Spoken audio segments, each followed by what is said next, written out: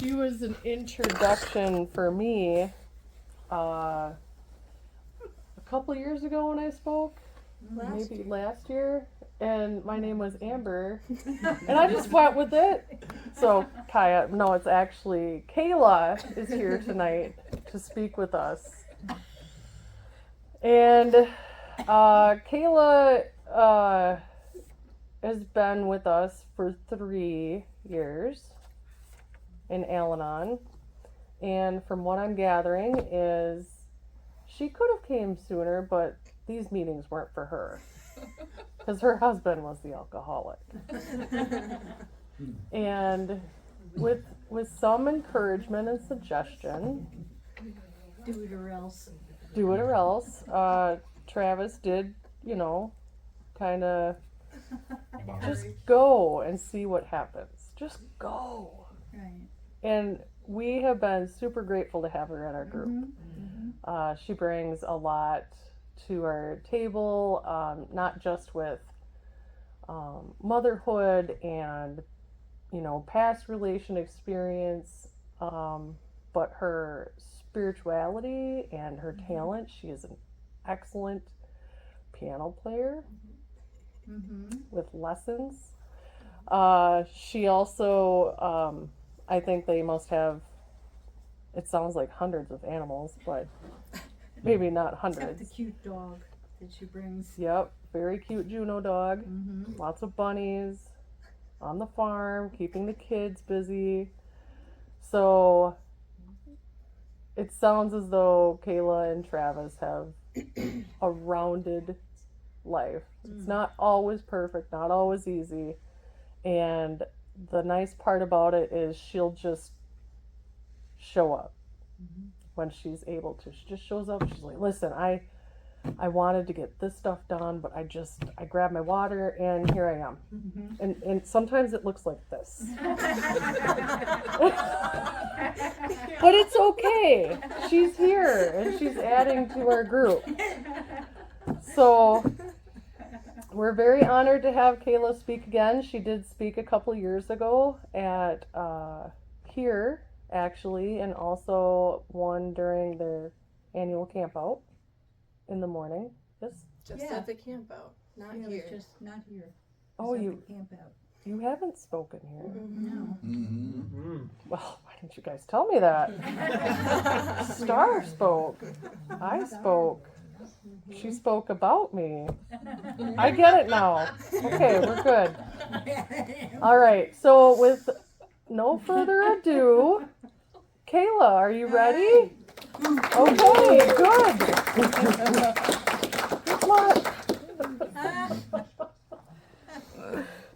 Thanks, April. Yeah, I don't know if I can follow that up. You did a very good job. Hi, I'm Kayla, a grateful member of Al-Anon. Hi, Kayla. I never thought that I would be saying grateful member of Al-Anon when I went to the AA conferences in 2022 and the panelists would introduce themselves as, hi, I'm a grateful member of Al-Anon. I was just like, no? What are you grateful about? Like, the reason this program is in your life means that something is wrong. And I didn't accept that yet at that point. I was very apprehensive and suspicious of it, I suppose. But I can go back a little bit to the beginning and get to that point, I suppose. And I won't start way back at the beginning in my childhood, because my childhood was one that I would gladly live over again and was a very happy time for me. And college was your typical college experience for a girl who lived a little bit of a sheltered life on a farm growing up. So we can jump right into meeting my alcoholic and having no clue what alcoholism was. I signed up for Tinder, if you've ever heard of that, and was on that app for about a week. I wanted to see what all the hype was about. And my alcoholic was pretty much the only one I talked to because everyone else was very lacking in the conversational department. But with my alcoholic, he and I at least had farming in common, and I was able to ask him, who do you ship your milk to? And we were off to the races, or I should say the milking barn, from there. And I think I most connected with him because he gave me strength and courage and backbone to get away from the man that I was basically on again, off again, and had a child with up until then. He was a man who taught me what the cycle of abuse looked like, and I very much believed him when he would say things like, I'll go kill myself and it'll be your fault. Which I suppose that suggests to the natural Al-Anon in me, because I had to make sure that wouldn't happen. So I would listen to his woes and crazy, chaotic stories and whatever, or basically believe his threats that had held no water. My alcoholic, Travis, he was able to help me start seeing some of those things. And that solidified our relationship along with the farming, I think.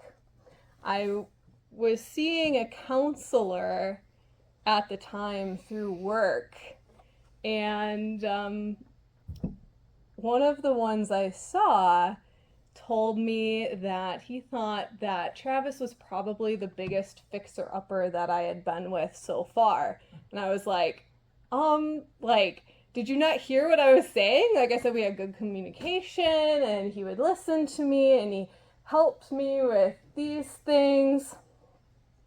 I suppose the counselor was hearing more of the red flags, like he doesn't have a license, he has this lawyer debt from stuff, he has this record, and you're just helping him with that stuff. I said, I thought in my head, there's no way. And I didn't keep seeing that counselor, of course. So,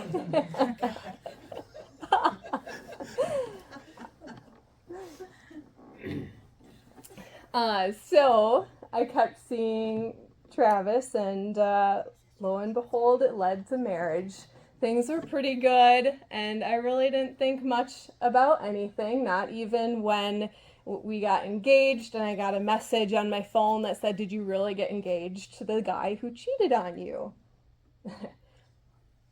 The old me would have been all about that and messaged her back and wanted to hear the whole scoop of everything. But I was like, no, you know what? I'm going to turn over a new leaf. I'm going to trust my man, and I believe him. And I am committing to this no matter what. And so we got married. And things are good. We enjoyed our time together, visiting wineries, having friends over to the house for like New Year's parties and such. And overall, things were pretty good that way. Of course, there were struggles that you would probably expect in a beginning marriage. But for some reason, I think I just accepted them and was trying to move through them. I definitely felt a bit betrayed and confused sometimes. But overall, I was like, oh, this stuff's just normal. Like, we're having fun. It's all good. And that continued up until I got pregnant, which we were very happy about. And it was so fun to see Travis's excitement about that. And we enjoyed that moment in July. But very quickly, the veil was ripped away, and the truth began to be seen that alcohol was actually a problem, because all of a sudden, Travis had lost his drinking buddy. So I was home, pregnant with the kids, thinking, this should be a joyous time. Like, he lay with me and touch my belly and take care of me when I'm big and whatever, the baby comes soon. But no, he wasn't there. And I was so confused and lost and would get really angry. I didn't have rages or anything and never threw things or hit him or want anything bad to happen to him. I just wanted him there, and I wanted to be with him, and I couldn't figure out what I could do to make that happen. I was like, why isn't my love enough? Why isn't my love enough to keep him home with his pregnant wife and his stepson, whom he loves? Like, we should be doing stuff as a family. So, nights, work would finish. He'd be like, I'm working late tonight. I'd be like, okay, like, no problem. 8 o'clock, 9 o'clock would roll around. Hey, where are you? Like, you said you were working late. Be home sometime. Didn't think it'd be this late that you were working. But he's like, oh, I'll be home soon. So I would get Samuel to bed and eventually, get the newborn baby to bed as well. And I would go to sleep myself then. And very consistently, I would wake up at 11 o'clock and he would still not be home. And at 11 o'clock, 12 o'clock, I could not fall back asleep. And for a long time, I fed into the frustration and the nagging and just messaging him quite a bit and trying to call and figure out where he was. Because a part of me also was like, well, he should be messaging me to talk to me. Because when I drink, I get really chatty and lovey and like want to talk to the people that I really care about. But no, he became a little bit of an annoying life of the party and wouldn't message on his phone. So eventually I got tired of being angry and frustrated. I'm like, I can't do this anymore. So I started to try a different strategy. I grew up very in a Christian home and where the Bible was taught. And so I knew that. And I knew that my higher power was always with me. I never questioned higher power, and I always had that. My biggest questioning of higher power actually came when I got to Al-Anon and actually open AA meetings it started with. And in the program, everyone was using higher power, and that drove me nuts. Like, just call it what it is. Like, name your higher power. Like, I didn't understand why that wasn't a thing and why higher power was used. Eventually, through talks with other Al-Anon members, I was able to see why the program doesn't teach going straight to God, because there's a lot of hurt and not everybody grows up with, believing in a God. So to get people to the program as a matter of life and death, often we use higher power and tell them that they can choose whatever they want to choose just for a time to get them started in recovery. And that's the beautiful thing about the higher power too, and God. Like, he often reveals himself to us on our journey, which is the beauty of step 11 for sure.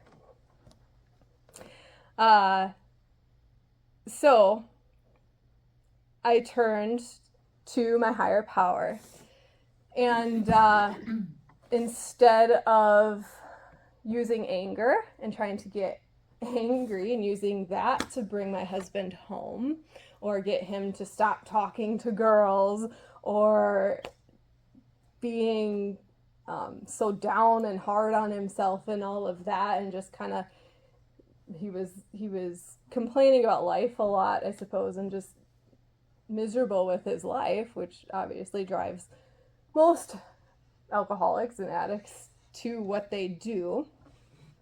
I decided that I would try some of the things that are taught. So looking at him with a kind eye more often than a scowl, trying to use kind words to him and not asking so much and not being such a mother, you know? And those are two biggest things. And also after I had my baby, he would often eat at 5:30 in the morning.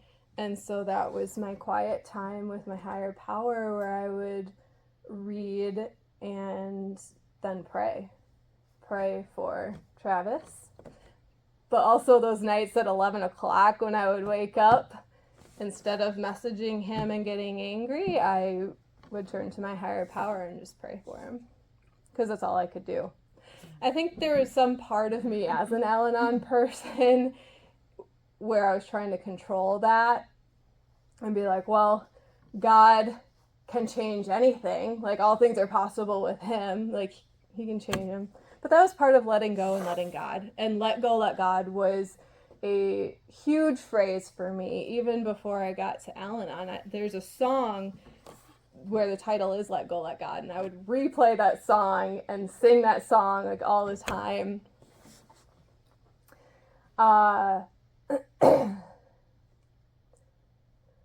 But that was, I often look back and miss that time with my higher power, and it feels weird to say I miss the height of drinking sometimes. You know, there's a little part of me that does.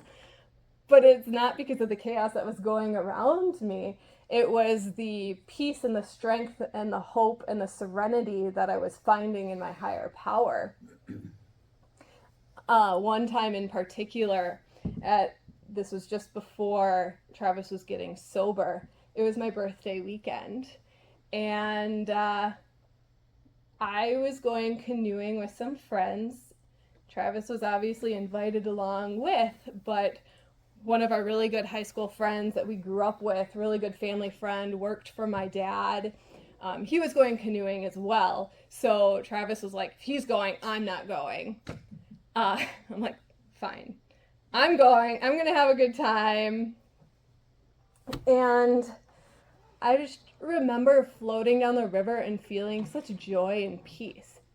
Even though at home was this confusion and betrayal and just chaos that I couldn't understand, and was so sad that it was happening to me. Like, I didn't ask for any of that, you know? Sure, I picked my package of problems, but I didn't want that necessarily to be in that package of problems, you know? So that was a tough weekend, because he also told me, I'm going somewhere and I'm not going to be here. And I didn't know where he was going. And that was a little hard on one hand, but on the other hand, sometimes it was better when he wasn't home, you know? So very soon after that, he shared with me that he had started going to AA meetings. And I was like, okay, great. Like, I really didn't know what it meant, like what that meant or what it would look like. he was still gone all the time too. So I really didn't get it. I was like, okay, you're stopping drinking and you're not going to be at the bars all night, but you're still not home. So like, where are you? It took me a while to start figuring that out. And he would try to have me read parts in the big book, like the chapter for the spouse, which I did once eventually. It probably took a little too much encouraging from him. Like, if I really wanted to be this supportive wife that was with my husband all the time and doing the things that he was doing and supporting him in those things, maybe I should have been all over that. Which I had a roommate in college who dated an alcoholic, and she would bring home to the dorm these books about alcoholism, and she's like, I gotta learn about this because I love him. I was just like, they can just quit drinking. Like, what is this is dumb. Didn't get the point at all. I guess I really thought it was a bad mark. It would make us look bad.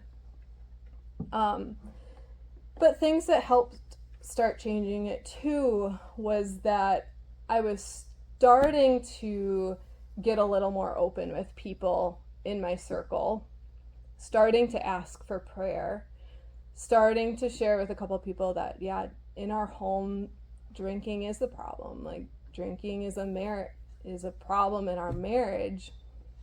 And I was starting to get honest with close people I could trust and ask for that help and that support. And I started to see things shift a little bit there too. And I've been learning lately that I didn't want to share up till then because of isolation. And isolation is such a poison. I believed the lie that people wouldn't understand. They would think I was a terrible person for choosing an alcoholic for a husband. And I think to a degree, thought that nothing would change no matter what I did. So that was a little bit of a hopeless feeling. But things did. And so I was struggling with the AA program. I started going to open AA meetings and the AA conference with Travis just because I wanted to be with them, and I was open to learning. I'm always open to learning, you know, because that's all I ever wanted was to do stuff together. I suppose that speaks to some codependency. Even today, I'm still working through it because my sponsor will talk about her husband and say how he can go do whatever. Like, I'm doing this, and like she has literally no care in the world and couldn't be bothered twice about what her husband was doing or not.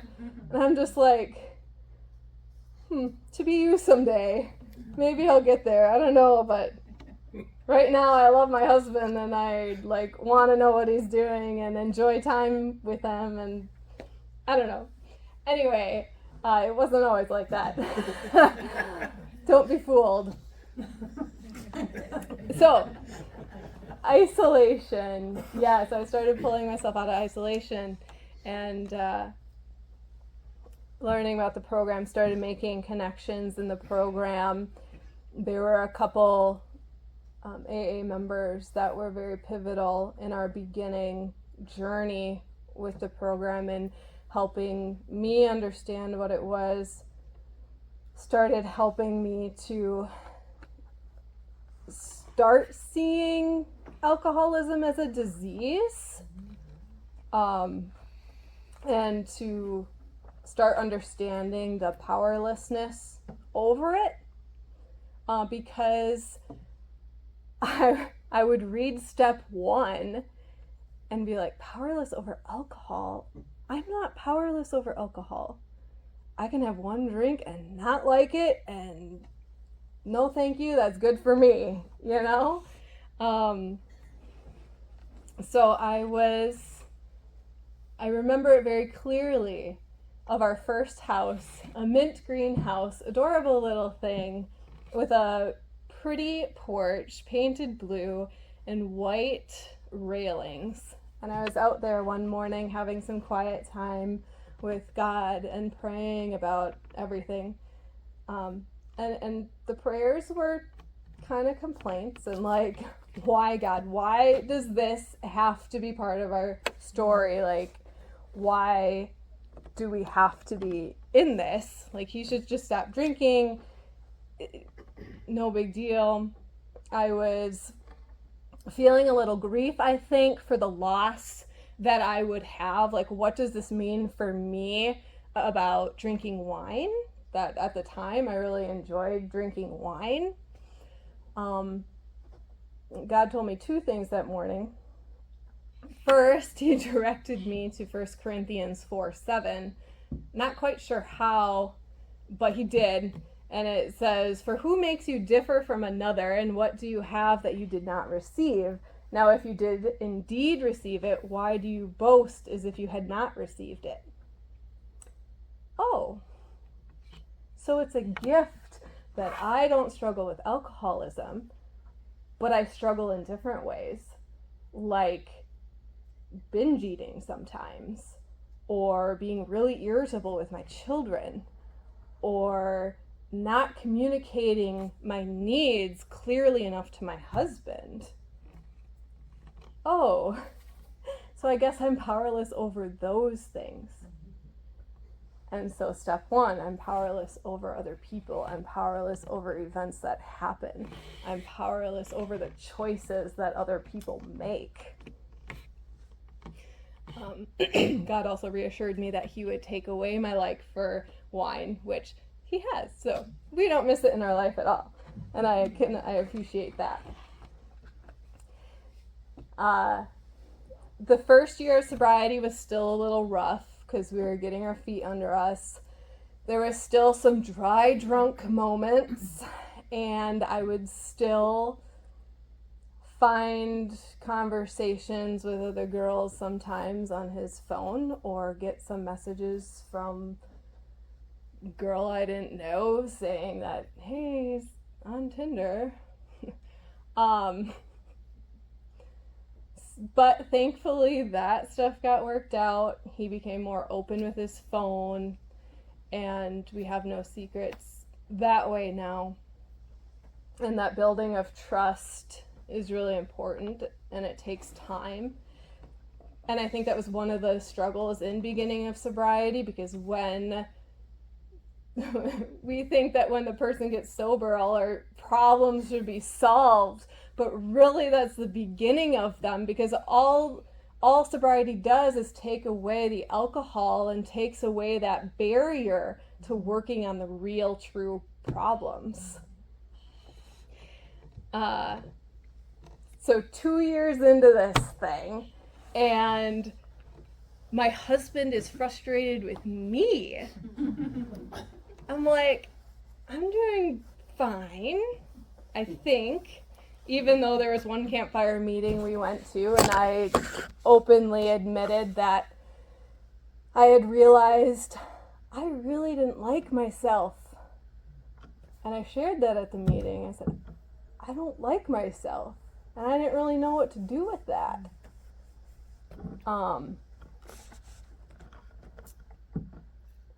That doesn't happen so much anymore. But also when he stopped drinking, it took away the focus and the distraction for me. And now that he was doing what he was actually saying he was doing, I was having to find something else to focus all my attention on. And lo and behold, that was me. And so 2 years into this, and he's like, I'm changing, I'm growing, and you're staying the same. I'm getting tired of this. You're going to Al-Anon, or I can't do this anymore. Like, fine, I'll go to Al-Anon.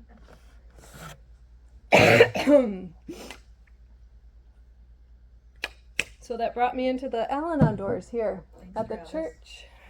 Thank you guys.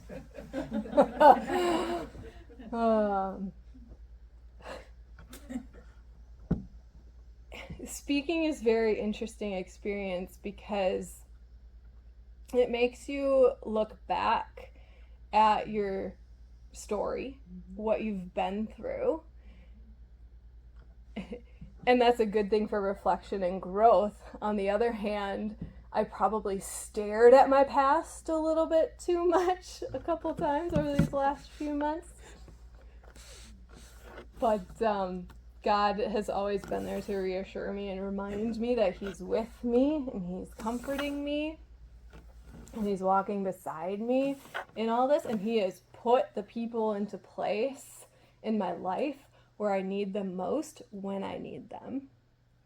And that's been true with getting involved in the program and getting involved in Al-Anon.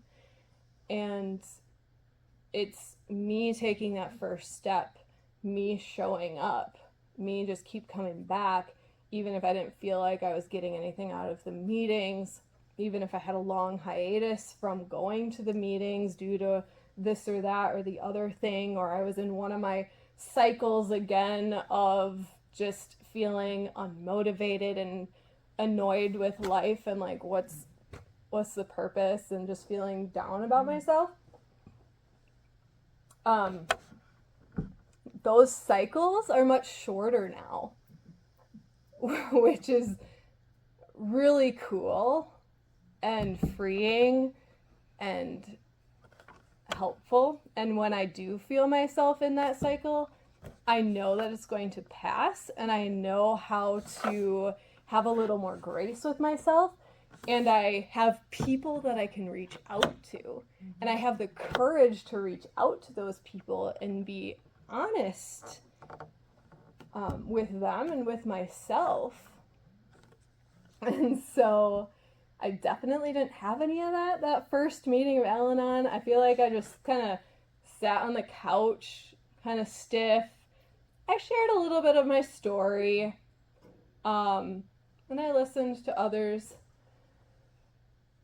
I had started to see how I fit into Al-Anon and how other people's experiences related to mine, because in the beginning, since I was going to a lot of open AA meetings and hearing AA stories more so, I was like, I don't identify with any of this. Like, it's not for me. Like, I don't fit into any of that.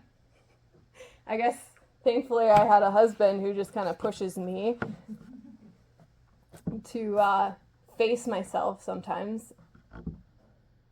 And he'll say it how it is and call me out and not let me get away with excuses to myself sometimes. Most of the time.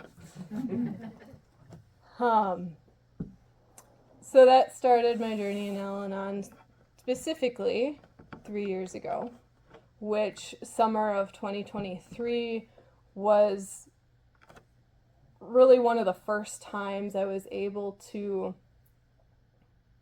start putting into action and work it, at least with the community aspect and reaching out for help, because I'm not sure why I was home alone or what happened, or if any of you have ever had any of those moments where you're sitting there and you know there's something over here that you really shouldn't touch, but all your focus is on that and you just can't stop thinking about that thing or what's in that thing or what it says. Because I think I was really, really feeling like there was still a really, really big secret that I didn't know, and that was blocking connection with me and my husband. So I gave in, and I went and read his 4th step notebook.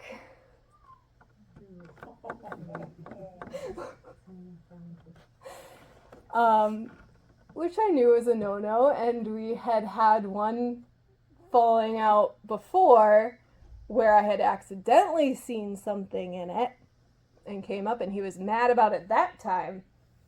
But now I was doing it intentionally. So I found out, something I had always suspected was true. And I'll admit, on one hand, I didn't handle it all that great, but on the other hand, I did, because I had guidance of the Al-Anon program already. I texted a couple of people, and then I was still really struggling with it, so I met in person with somebody, and I was able to get it off my chest. And I was also really struggling with honesty and putting into practice something that, do I model this thing that I really want him to do? And if I want honesty to be so true in our marriage and to not have any secrets, I need to admit to him that I did this. So I did. I had that conversation with him, and I admitted to him what I had done. And that was a hard conversation, and it didn't necessarily go the way that I wanted it to, but at least it got everything out in the open, and it gave us a clear slate and a foundation to build upon more. That brutal, brutal honesty is so important. And then I guess the next step in my journey, I did a little bit of step work on my own. 1, 2, and 3, not too bad. We have to do that every day, right? Oh, every time something bothers me. No, God, give me the serenity. I can't change that thing. I'm powerless over it. Please help me to accept it. 2, turning my will over to him. 2, 3, I always get them mixed up. So those were fine. Those were easy. Never had a problem with those. 4 and 5. 4, I found a questionnaire to do before the first time that I spoke and did a little reflecting there. But I wasn't working the steps with a sponsor or anything, with true guidance and experience, strength, and hope from another Al-Anon person who had worked the steps multiple times and had done the program. So just kind of floundering through. A year ago, it would have been, really felt like I was at a wall, really stagnant, not really growing in any shape or form, feeling a bit of that insanity and unmanageability in my life. I felt God pushing me, suggesting to me, hey, you really need to, ask a sponsor. And I would be like, who? And he would make a suggestion. And I'm just no, I don't know. So we go to the AA conference again, which has become an annual anniversary thing for us. And there was a woman on the panel who shared her story, and she shared that magic phrase of, I grew up not knowing what alcoholism was, and when I got to marriage and experienced it, it hit me like a truck, I was like, yes, finally someone that I have that in common with. I asked her to be our campout speaker. No problem. Needed a few more shoves from God, I guess, to get the courage to ask her to be my sponsor. And God very much uses my husband to help give me those shoves as well. So I finally got the courage to ask her to be my sponsor, and it wasn't as scary as I thought it might be. And that started that journey. I was like, I don't know what this will look like. But there also, at that time, there were a couple of new people who I was in contact with and talking to. And I was like, oh dang, I might have to help them with the Al-Anon program a little bit, or like guide them through this. Like, what if they ask me something? Like, I haven't had the experience with a sponsor or truly working the steps to be able to help them. So there it was. God shoved me off the cliff, said, go ask her. Great. Got it. Did it. And it's been a game changer. Working with a sponsor has given that accountability and space that if there's something specific in that moment that's really bothering me, I can text or call. There was one night in particular, I don't know why I remember that it was a Thursday night, but it was a Thursday night. My 11-year-old and 5-year-old were at each other's throats. They weren't listening to me. I was starting to lose it. And I was like, okay, don't know what to do. But I went to my room and I called my sponsor and just told her what was going on. And she didn't even necessarily say anything of importance that helped me, but just having that time to get that off my chest, have another perspective shared with me, it took the energy down, reset my perspective and focus to where I was able to go back into this situation and be like, okay, and move on. So that has been very beneficial, and we worked the 4th step and did the 5th step as well. And 5th step, I was always a little apprehensive about that, even though I was like, I haven't done anything seriously bad in my life. And I'm like, I'm really open with most things, and I've told all this to people in one form or another over the years, which is all well and good, but having their specific time to just like get it all out in one moment, there's something resetting about that. 6 and 7 I'm still working on, because I get caught in that cycle of, well, I'm not perfect now, and there's always character defects to work on, so I can't move on until all these character defects are gone, which is just totally unrealistic and reminds me that that is why I need Al-Anon and why I need to keep coming back. And that is the beauty of this. And I could never imagine 3 years ago standing up here and knowing that this is something that I will continue doing, because it's actually made a difference in my life.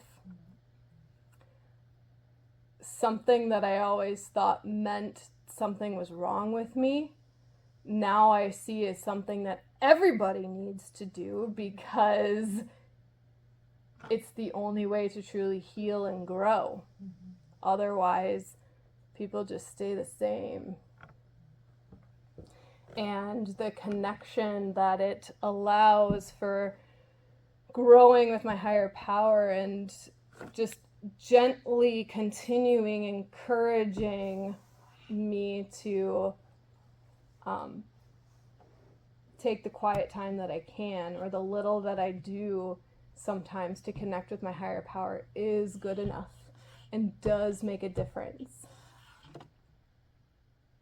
And that is all what will keep me coming back. And I'll pass. Wow. Thank you, Kayla.